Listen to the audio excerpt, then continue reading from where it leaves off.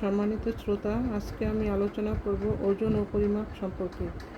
যারা জানেন তাদেরকে স্মরণ করে দেওয়ার জন্য, আর যারা জানেন না তাদের জানানোর জন্য আমার এই ছোট্ট প্রয়াস।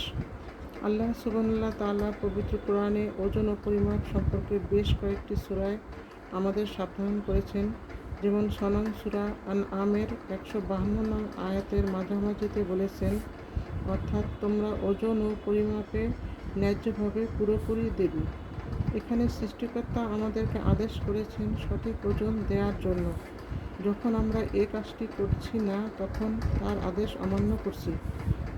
সৃষ্টি হয়ে স্রষ্টার আদেশ অমান্য করে একটি বড় ধরনের পাপ করছি।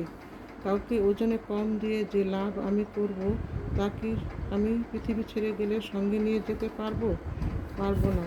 স্রষ্টার আদেশ পালন করে যে লাভ আমি সঙ্গে নিয়ে যাব, সেটাই হবে আমার সঠিক উপার্জন।